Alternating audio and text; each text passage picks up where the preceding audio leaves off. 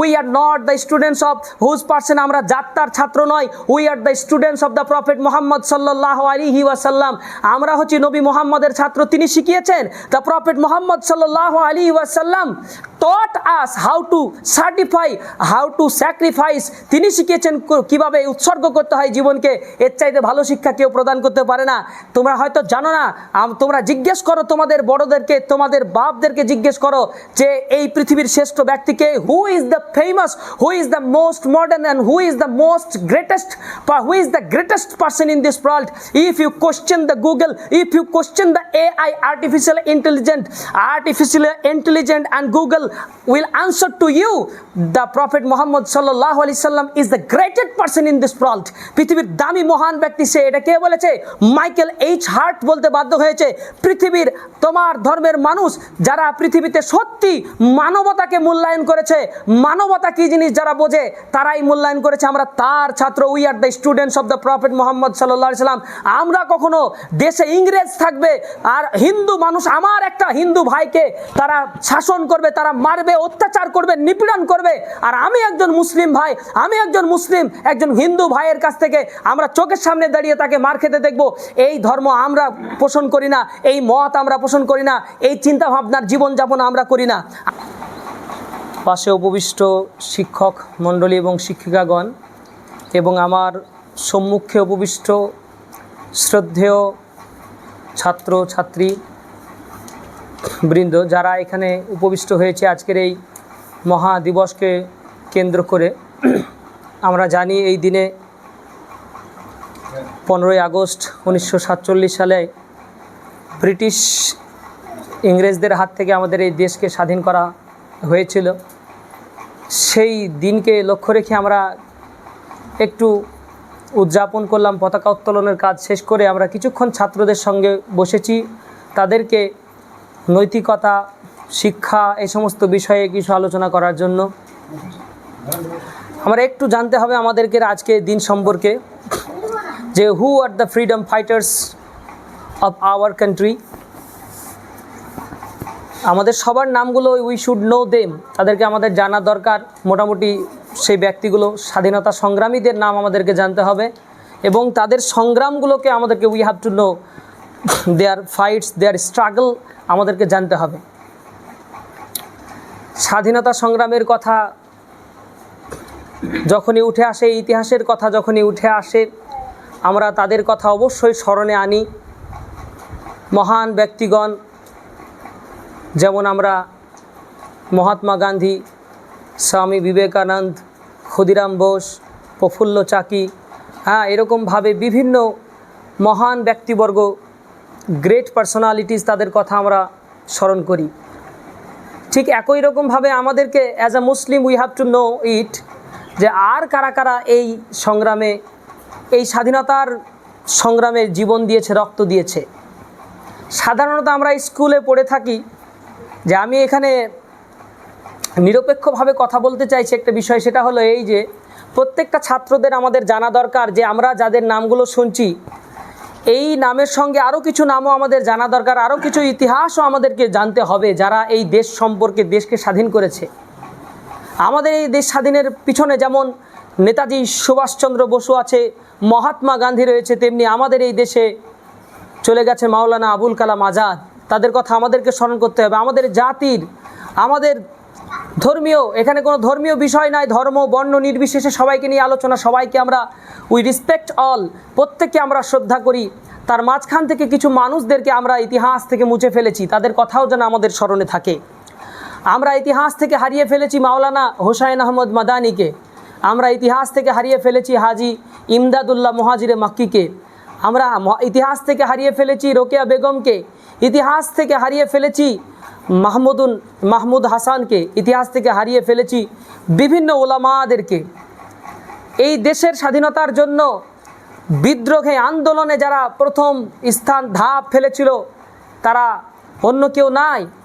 এই ভারতবর্ষে ব্রিটিশদের বিরুদ্ধে যুদ্ধ করার জন্য, তাদেরকে দেশ থেকে বিতাড়িত করার জন্য যারা প্রধান ভূমিকা পালন করেছে, তারা অন্য কেউ নয়। তোমার আমার এই মুসলিম ভাইদেরকে বলছি, আমার আপনার ঘরের ওলামা ইকরাম, আলেমরা, মাওলানারা, অনেকেই হয়তো আমরা এটা মনে করি যে এই টিচার্স জগতের অথবা সাধারণ ব্যক্তিবর্গদের মধ্যেই হয়তো দেশ সংগ্রামের কাজ করেছে। তার সঙ্গে আমাদের এটাও জেনে নিতে হবে যে এই আমাদের মুসলিম ধর্মের মানুষদের, মুসলমানদের আলেমদের মধ্যে এবং মুসলমানদের মধ্যে বহু মানুষ, লক্ষ মানুষ তারা জীবন দিয়েছে। তাদেরকে দিল্লির চাঁদনি চক থেকে শুরু করে উত্তরপ্রদেশের জায়গায় জায়গায়, গাছে গাছে মুসলমানদেরকে, আলেম ওলামাদেরকে গাছে ঝুলিয়ে তারা ব্রিটিশরা, শয়তান কুখ্যাত ওই নোংরা, তাদের এই সমস্ত নোংরা ব্যক্তিগুলো যারা আমাদের দেশকে হরণ করার জন্য, আমাদের দেশকে তারা শাসন করার জন্য যে সময়টা কাজে লাগিয়ে তারা আমাদেরকে শাসিত করেছে, রুল করেছে, সেই সমস্ত ওই ইংরেজদেরকে বিতাড়িত করার জন্য যাদের হাত রয়েছে, যারা মেহনত করেছে, পরিশ্রম করেছে, তারা হলো ওই সুভাষচন্দ্র বসু, ওই নেতাজি সুভাষচন্দ্র বোস, ক্ষুদিরাম বোস, প্রফুল্ল চাকি, ভগৎ সিং, এরা যেমন রয়েছে তেমনি মুসলিম সম্প্রদায়ের মধ্যে সাধারণ ব্যক্তিবর্গ এবং সাথে রয়েছে ওলামা ইকরাম, হোসাইন আহমদ মাদানী, আব্দুল আজিজ দেহলভী রহমতুল্লাহ আলাই, শাহ ওলিউল্লাহ, এনারা উত্তরপ্রদেশের বড় বড় আলেম। তাদের ঘটনা আমাদেরকে পড়তে হবে। জওহরলাল নেহরু তার দ্য ডিসকভারি অফ ইন্ডিয়া এই বইয়ের মধ্যে লিখেছে, মাই আইডিয়াল পারসন ইজ, আমার একজন খুব আদর্শবান ব্যক্তি হলো একজন ব্যক্তি, তার নাম হচ্ছে মাওলানা আবুল কালাম আজাদ। তিনি আদর্শ ব্যাপারে বলেছেন, Maulana Abul Kalam Azad is an ideal person of India. এই ব্যাপারে তিনারা সার্টিফাইড করেছেন, কিন্তু আমরা উই ক্যান্ট সার্টিফাই, আমরা মুসলিমরা সার্টিফাই করতে পারছি না। হতে পারে ইতিহাস মুছে ফেলেছে, হতে পারে ইতিহাস মুসলমানদের নামগুলোকে ইতিহাসের পাতা থেকে মুছে দিয়েছে, কিন্তু আমাদের ভুলে গেলে চলবে না। বহু ইতিহাসবিদ, বহু ঐতিহাসিক তাদের বইগুলো লিখে গিয়েছে, যাদের বইয়ের মধ্যে অবশ্যই আমাদের ধর্মীয় মানুষদের নাম খুঁজে পাওয়া যায়, যাতে করে আমাদের ব্রেনটা এতটুকু কাজ করে যে আমরা যেমন হিন্দু, মুসলিম, খ্রিস্টান, জৈন, বৌদ্ধ, সাঁওতাল, আদিবাসী সবাইকে নিয়ে গঠিত একটা দেশ, তা হলো ভারতবর্ষ। এখানে ব্যক্তিগত কোনো কাজ, ব্যক্তিগত কোনো আলোচনা চলবে না।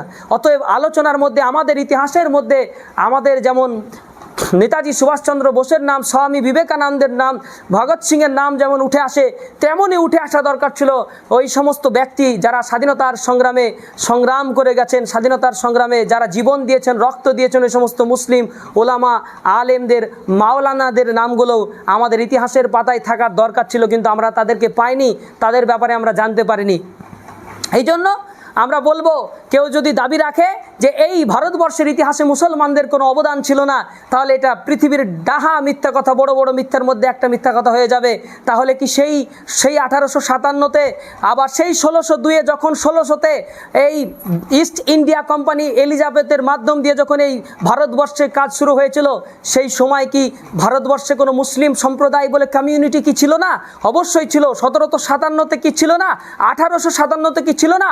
1866 সালে যখন 30-এ দারুল উলুম দেওবন্দ উত্তরপ্রদেশে ইউনিভার্সিটি, মুসলিম ইউনিভার্সিটি শুরু করা হলো, আলিগড় বিশ্ববিদ্যালয় যখন শুরু করা হলো, এরা তাহলে কি চুপ করে বসেছিল?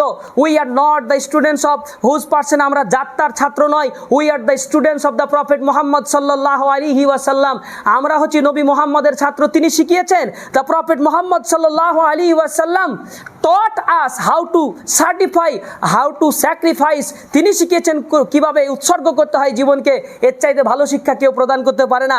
তোমরা হয়তো জানো না, তোমরা জিজ্ঞেস করো তোমাদের বড়দেরকে, তোমাদের বাপদেরকে জিজ্ঞেস করো যে এই পৃথিবীর শ্রেষ্ঠ ব্যক্তিকে, who is the famous, who is the most modern and who is the most greatest, who is the greatest person in this world. If you question the Google, if you question the AI, artificial intelligent and Google will answer to you, the Prophet Muhammad sallallahu alaihi wasallam is the greatest person in this world. পৃথিবীর দামি মহান ব্যক্তি সে। এটা কে বলেছে? Michael H heart বলতে বাধ্য হয়েছে। পৃথিবীর তোমার ধর্মের মানুষ যারা পৃথিবীতে সত্যি মানবতাকে মূল্যায়ন করেছে, মানবতা কি জিনিস যারা বোঝে, তারাই মূল্যায়ন করেছে। আমরা তার ছাত্র। We are the students of the prophet Mohammad সাল্লাল্লাহু আলাইহি সাল্লাম।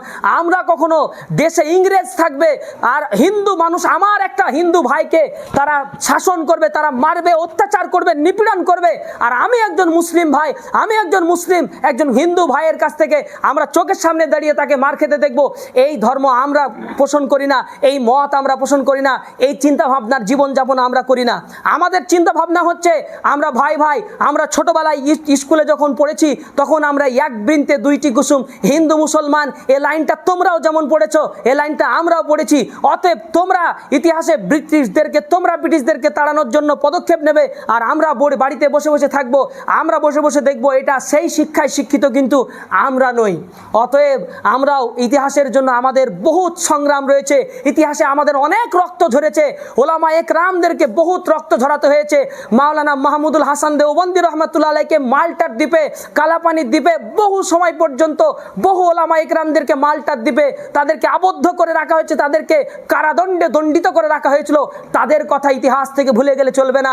ঠিক একই রকমভাবে নেতাজি সুভাষচন্দ্র বসু যেমন বলেছে, তোমরা আমায় রক্ত দাও, আমি তোমাদের স্বাধীনতা দেব, একথা যেমন নেতাজি সুভাষচন্দ্র বোস বলেছে, ঠিক একই সময়ে বলেছে ইংরেজদের গোলামি করা, ইংরেজদের চাকরি করা, না খেয়ে মরবো তাও ভালো। হোসাইন আহমদ মাদানী রহমতুল্লাহ আলাই তিনি সেই সময় বলেছেন, না খেয়ে মরতে হয় মরবো।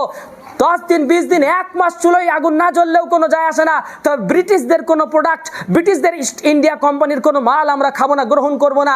এই ফতোয়া জারি করেছিল ওলামা ইকরাম, মাওলানারা এই ফতোয়া দিয়ে গোটা পৃথিবীর, গোটা ভারতবর্ষের মানুষদেরকে জাগ্রত করে, সজাগ করে এই দেশকে স্বাধীন করেছে। অতএব এই দেশের স্বাধীনতার জন্য যেমনভাবে একজন মুসলমানের অবদান রয়েছে, যেমনভাবে একজন হিন্দু আদিবাসী যেমন একজন হিন্দু আদিবাসীর তাদের যেমন রয়েছে, ঠিক একই রকমভাবে মুসলমানদের পূর্ণাঙ্গ অবদান রয়েছে। আমরা তাদের সেই দিক থেকে ভুলে গেলে চলবে না। যাই হোক, আমি স্বল্প কিছু কথা ওলামাদের অবদান, মুসলিমদের অবদান এবং আমাদের দেশের মহান ব্যক্তিবর্গদের অবদান নিয়ে আমি একটু কথা বললাম।